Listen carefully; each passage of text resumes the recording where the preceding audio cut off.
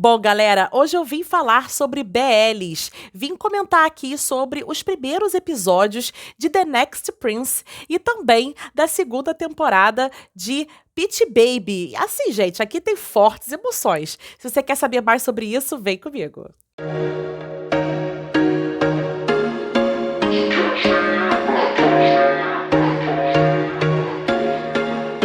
Olá, galera, tudo bom com vocês? Aqui quem fala é Gabriela Ponte, mais conhecida como Cine Rock Girl, e hoje vim falar de dois BLs que estão em andamento lá na Tailândia, mas que estão aí fazendo todos os BLzeiros do mundo inteiro ficarem super animados a cada episódio. Vim falar aqui da segunda temporada de Peach Baby e também de The Next Prince.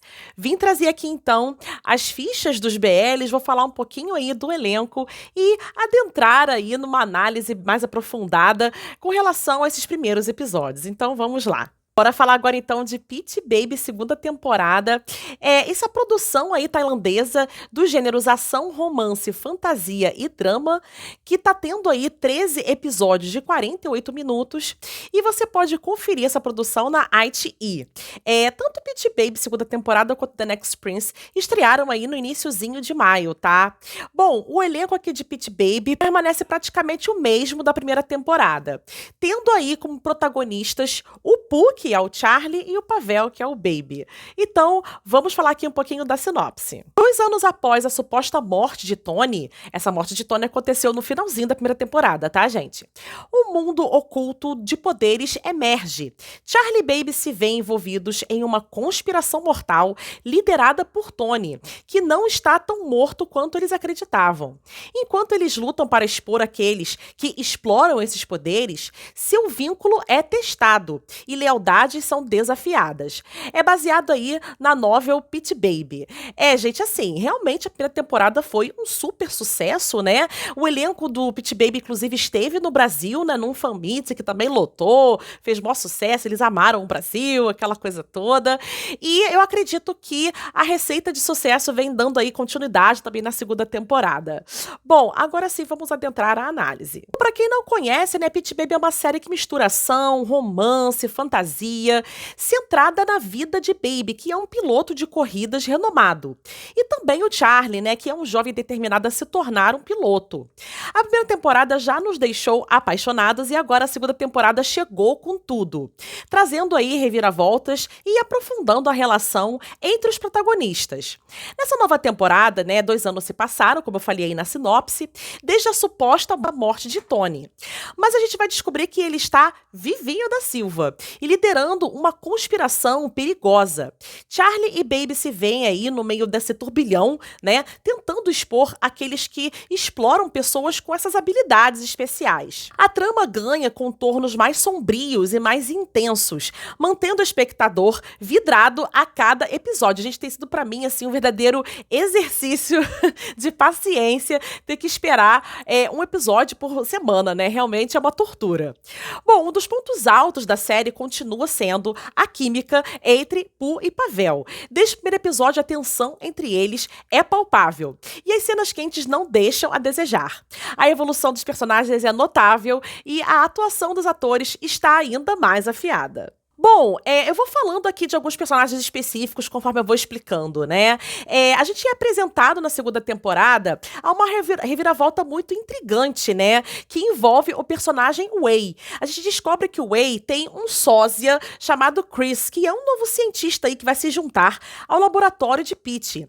Só que a semelhança, né, entre Chris e Wei vai causar estranheza aí na galera, né? Uma certa desconfiança na equipe, especialmente em Peach, que ele teve uma conexão emocional ali com o Wei no passado. O Chris, ele tá completamente envolvido ali nesses experimentos, né, para uma vacina destinada a suprimir as habilidades especiais dos alfas, né, eu acho que esse é a espinha dorsal de todo a segunda temporada, né, e uma tentativa de permitir que eles vivam vidas normais sem ter esses poderes, né.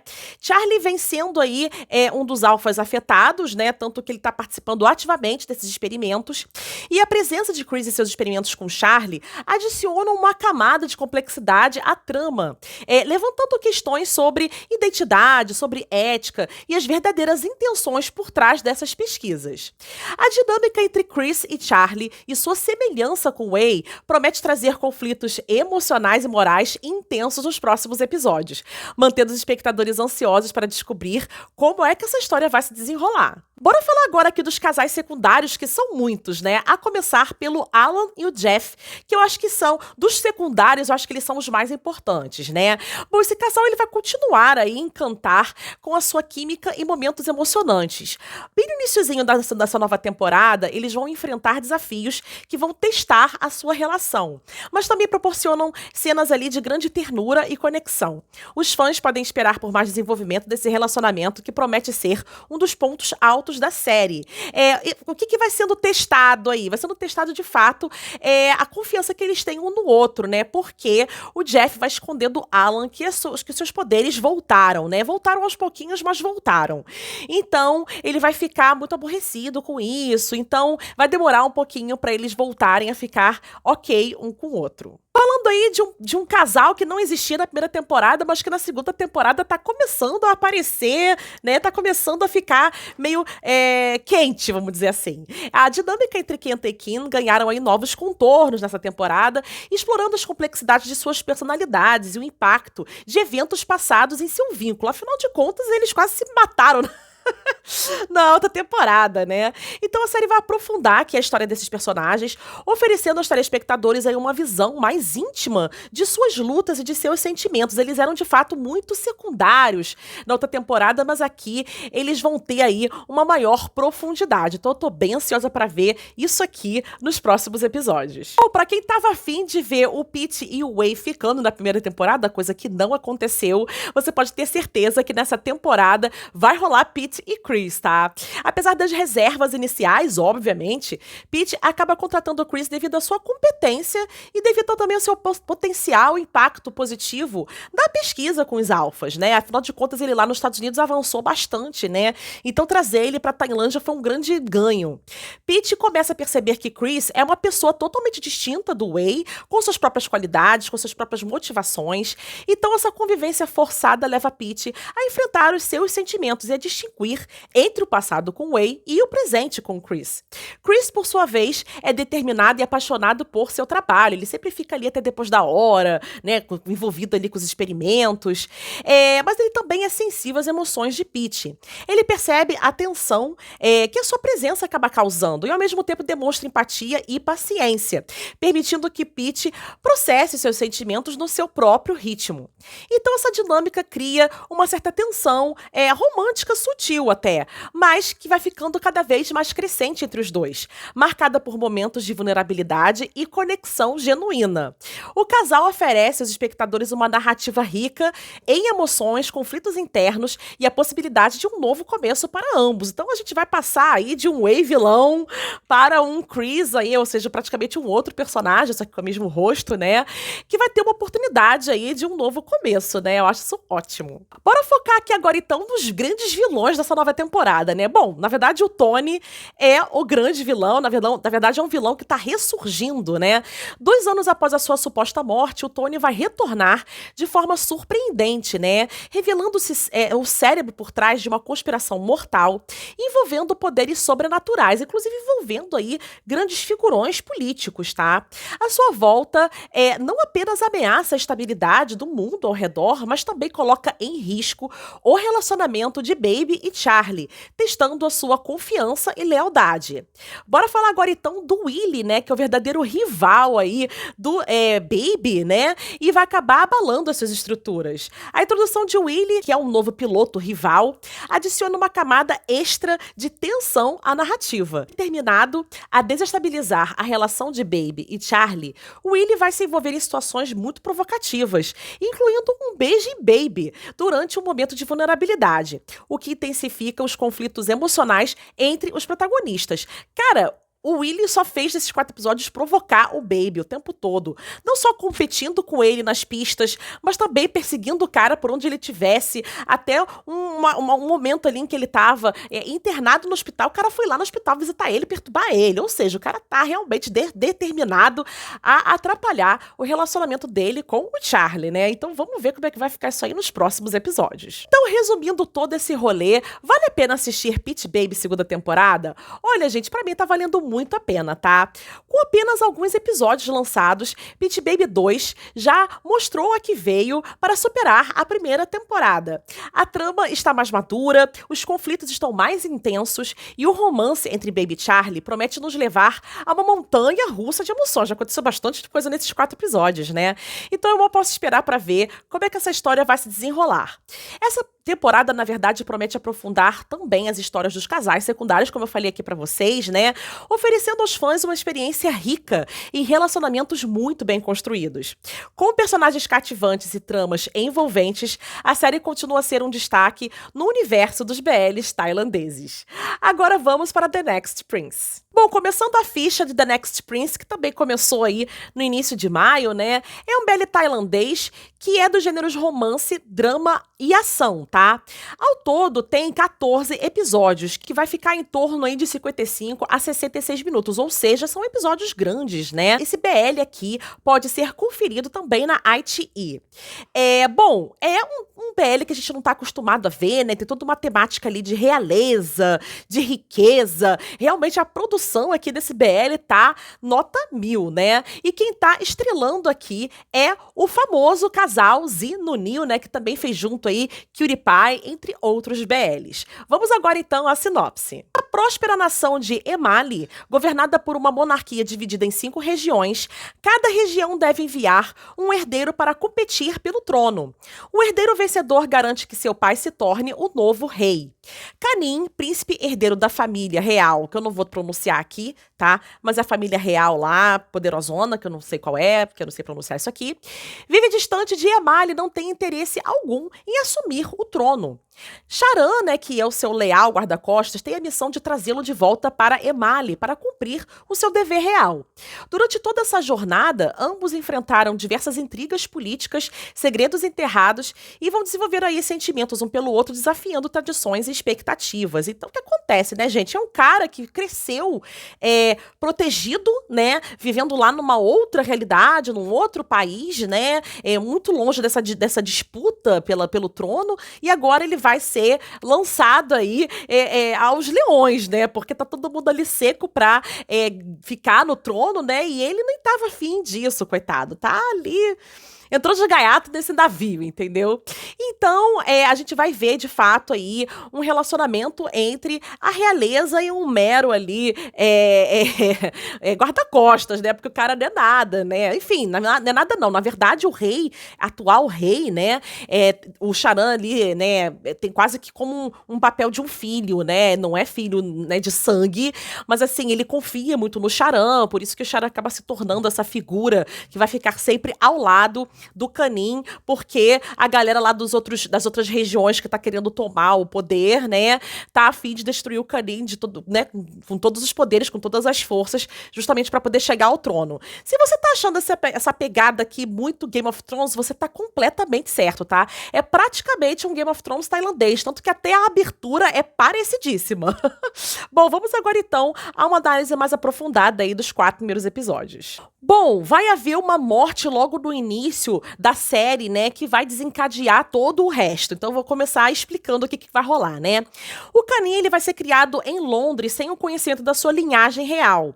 E ele via sua vida virar de cabeça para baixo quando o seu pai adotivo, o Tati Dadai, né, ele vai ser assassinado. Esse trágico evento o impulsiona a retornar ao reino de Emali junto com Charan, determinado a descobrir a verdade por trás da morte de seu pai, porque mesmo ele sendo adotivo, é que ele de fato considera pai dele, né, porque ele quase não viveu com o pai dele de verdade, né, e vai enfrentar aí seu destino como herdeiro do trono.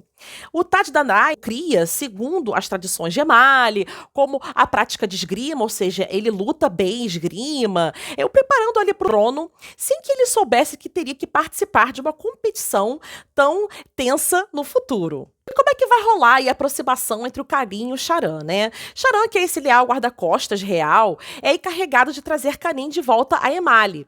Inicialmente a relação entre eles é marcada por desconfiança, por tensão, eles não confiam um no outro, né? Ficam meio ressabiados.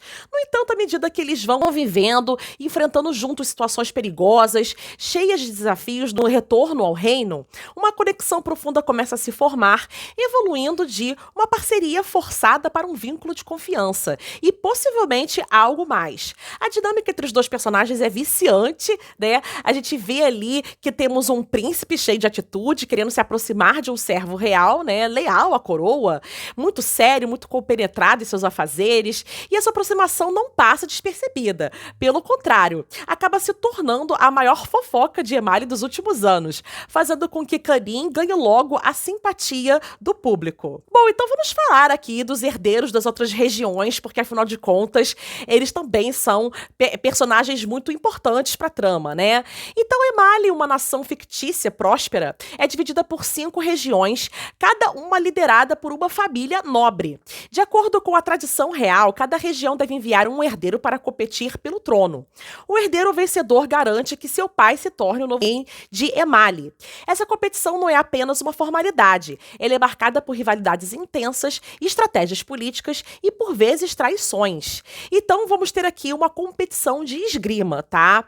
Então, assim, Kanin sabe muito bem esgrima, mas os outros também sabem, tá? Então, a competição vai ser bem acirrada. Além de Kanin, que retorna a Emali após viver anos no exterior, né, não conhecendo muito bem esses meandros políticos que rolam ali, né, ele vai conhecer os outros competidores que são muito notáveis. Vamos começar aqui por Ramil, né, que é um príncipe muito ambicioso, estrategista. Ele é conhecido por sua inteligência aliada às suas habilidades políticas. Ele vai estar determinado a vencer a competição e garantir o trono para a sua família. Vimos que ele consegue enganar e até machucar o Kanin quando ele visita o seu reino. E há uma reviravolta nesse episódio quando a gente vê o seu pai o penalizar por isso de uma forma muito brutal e violenta, né? Temos também o Petai, né? Famoso por sua habilidade em combate, ele é um guerreiro nato. Sua presença na competição adiciona uma camada de intensidade física e sua lealdade é frequentemente questionada devido às suas alianças voláteis, ou seja, é aquela pessoa que vai dançando conforme a dança, né? É aquela coisa bem assim. Bom, o Calvin, né, é um príncipe estrangeiro proveniente do reino de Bujar, um país distinto de Emali. Mas a sua presença na competição pelo trono de Emali é um tanto quanto enigmática, já que ele não pertence a nenhuma dessas 5 regiões, nenhuma dessas 5 famílias nobres tradicionais do reino. Essa participação vai começar a levantar questionamentos sobre suas verdadeiras intenções e o papel que ele vai desempenhar na trama, ou seja, tem todo um mistério ali envolvido nessa vinda aí do Calvin. Temos também uma presença feminina, né, que é a Ava, que ela está diretamente envolvida nas intrigas políticas e dinásticas do reino. Ela é retratada como uma jovem que é muito determinada e habilidosa, especialmente em atividades como esgrima e arco e flecha, treinada por sua mentora Mira. A sua participação na trama vai além do papel tradicional de uma princesa, mostrando-se ativa nas decisões e eventos que moldam o futuro de Emali, né? A Alva representa uma figura feminina muito forte e influente, cuja presença desafia as normas estabelecidas e contribui para a riqueza da narrativa. Afinal de contas, ela consegue aí uma igualdade de gênero na disputa pelo reino, né? Porque até então a regra era que só homens podiam participar, mas a Ava foi incluída na disputa também. Bom, por que eu escolhi fotos dos herdeiros com pessoas do lado? Porque essas pessoas que estão ao lado são pessoas que vão participar ali de uma forma muito próxima deles, né? E que com certeza vão formar aí casais secundários, porque não pode ter só o Zunil como casal, né? Tem diversos casais aí que vão ser desenvolvidos lentamente durante a trama. Bom, gente, então depois de resumir isso tudo, será que vale a pena assistir The Next Prince? Bom, gente, com certeza vale a pena, né? Até porque é o tipo de BL que eu adoro. Mistura romance, mistura intrigas políticas, tem ação e tem um cenário ali de monarquia moderna que eu também gosto muito, né? Inclusive tem um dorama aí de monarquia moderna que eu gosto muito, que é o Rei Eterno, que eu também super recomendo. Então eu gosto dessa pegada tradicional, mas que também vem aí com uma pegada também moderna, recente, né? Eu gosto dessa mistura. Com uma produção impecável, como eu falei, né? A trama trama é super envolvente, a série promete aí conquistar os corações, até dos mais incrédulos. Bom, até agora a série entregou uma narrativa rica em emoções, com personagens cativantes e um enredo que tem ali ele equilibrado muito bem romance e política, né, de uma forma assim magistral. Se você busca um BL que vá além do clichê e que oferece aí bastante profundidade e drama, eu acho que essa aqui é uma excelente escolha. Gente, assim, cenários impecáveis, figurino impecável, OST também maravilhosa. Inclusive, a OST do The Next Prince é cantada pelo ator e cantor Dao, né? Dao que faz ali chip com Dao Off-Road, né? Com Off-Road. Mas aqui não, aqui tá só cantando ele sozinho, com aquela voz incrível que ele tem. Então, assim, gente, em todos os aspectos, The Next Prince me agradou muito e eu vou continuar assistindo com certeza. Bom, depois de falar desses dois BLs incríveis, eu quero saber de vocês, se você tá assistindo algum desses dois, ou os dois, ou você se empolgou de assistir só com a minha análise. Eu quero que vocês me contem aqui, tá bom? Vou ficando por aqui. Não esqueçam de se inscrever aqui no canal, tá? Beijinho e tchau, tchau.